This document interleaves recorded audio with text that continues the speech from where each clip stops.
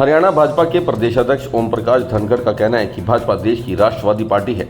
भाजपा के लिए देश का सम्मान और तिरंगे से बढ़कर कुछ नहीं है। उन्होंने कहा कि कांग्रेस पार्टी आज भगवान राम के लिए आस्था दिखाती है, भगवान राम के नाम पर वोट के लिए झोली फैलाती है, लेकिन इसी कांग्रेस ने ही भगवान राम को काल्पनिक बताते हुए 21 वकील अदालतों में खड़े कर दिए थे। नेताजी सुभाष चंद्र बोस को कभी कांग्रेस ने सम्मान नहीं दिया, वीर सावरकर को आज भी कांग्रेस गाली देती है। साथ ही देश पर सबसे लंबे समय तक राज करने वाली पार्टी ने जानबूझकर आज तक धारा 370 को नहीं हटाया था।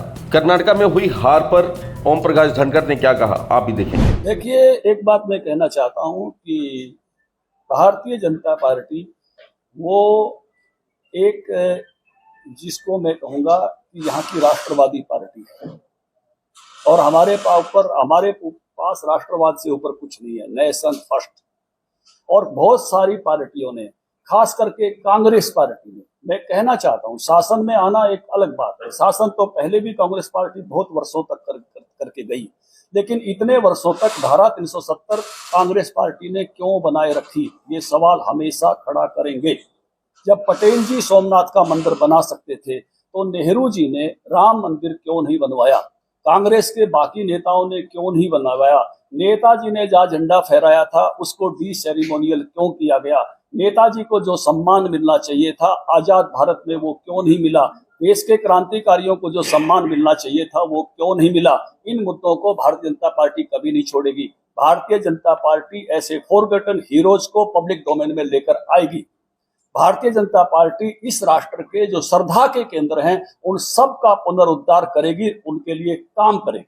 भारतीय जनता पार्टी बाकी मुद्दों पर भी काम करती है। आर्थिक दृष्टि से हम देश को 5वीं लेवल की इकोनॉमी पर लेकर आए हैं। ढांचागत सुविधाएं हम वर्ल्ड लेवल की बना रहे हैं। हम दुनिया में हमने अपने नेतृत्व की पहचान बनाई है, G20 की अध्यक्षता कर रहे हैं। इसलिए ऐसे किसी मुद्दे को बीजेपी छोड़ने वाली नहीं है।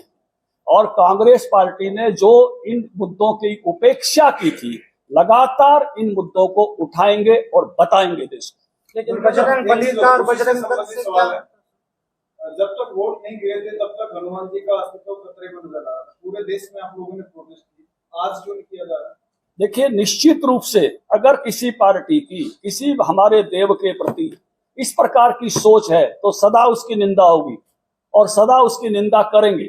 ये वही लोग हैं जो घर में बैठ के बाहर कहते हैं हम राम को मानते हैं और 21 वकील उसके विरोध में खड़े करते हैं। ये वही लोग हैं जो इन आराध्य देवों को मानने वाले संगठनों पर बैन लगाने की बात करते हैं और आतंकवादी संगठनों का बैन हटाने की बात करते हैं। ये वो दोगले लोग हैं जो केरला स्टोरी को बैन करने की कई राज्यों में बात करते हैं और कोई हमारे खिलाफ कोई अगर वो चीज आती है तो कहते हैं जनता को दिखना चाहिए, जाना चाहिए, पता लगना चाहिए, और बाद में दुबक जाते हैं जब कोई ऐसी चीज आती है। तो ये हमेशा जो माइनॉरिटी की अपीजमेंट की पॉलिटिक्स कई लोग कर रहे हैं, ये देश के सामने आना चाहिए और देश के सामने इसको रखते रहिए। लेकिन बजरंग बली कैसे हो सकता है? भैया, बजरंग बली को मानने वाले संगठन को बैन करना, एक शांति प्रिय संगठन को बैन करना और किसी आतंकवादी संगठन से उसकी तुलना करना जो सीरिया में आतंकवादी बनाकर भेज रहे हैं, तो ऐसे नहीं भैया, ऐसा नहीं है।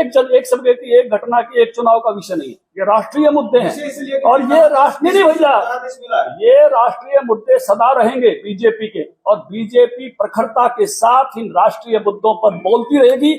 और जो इन राष्ट्रीय मुद्दों के हम तब भी बोलते थे जब हमारे 4-5 सांसद थे, हम तब भी बोलते थे जब हमारे 2 सांसद थे। हमारे मुद्दे नहीं बदलेंगे, हम इन्हीं मुद्दों पर बोलेंगे, इन्हीं मुद्दों पर बात करेंगे और इन्हीं मुद्दों पर लेकर देश को आगे बढ़ेंगे। चुनाव के परिणाम आते हैं, विजय भी होती है, पराजय भी होती है। भारतीय जनता पार्टी के मुद्दे शाश्वत हैं और इन्हीं मुद्दों पर आगे बढ़ेंगे। पटेल ने आरएसएस पे बैन लगाया था।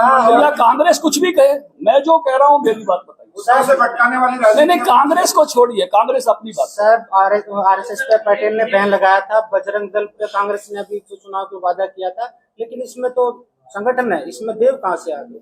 नहीं भैया, संगठन जो मेरे देवता को मानने वाले संगठन, जो एक अच्छाई के लिए काम करने वाले संगठन। भैया एक मिनट, ये राष्ट्र कैसे बना है? ये राष्ट्र कैसे बना है? इस राष्ट्र के बनने का आधार क्या है? इस देश की कल्चर क्या है? इस देश के महापुरुष कौन है? जो हनुमान जी के मानने वालों पर बैन लगाने की बात करेगा, वो बात इस देश की मूल संस्कृति के विरोध में है। सदा उसके विरोध में बात करेंगे और उसकी निंदा करेंगे। लेकिन ये गलत है। ये देश धर्म के नाम पर, धर्म निरपेक्षता पे बना था सर। मैं बताता हूँ, ये देश धर्मनिरपेक्षता की जो बात कह रहे हैं उसको समझ लीजिए।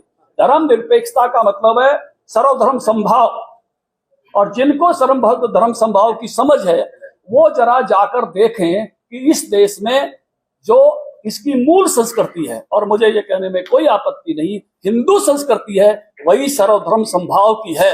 हिंदू संस्कृति ये घोषणा नहीं करती अपने तीर्थ में से, अपने मंदिर में से कि एक यही देवता है और इसी की पूजा करो, और इसको नहीं मानोगे तो काफिर हो, ये नहीं कहते।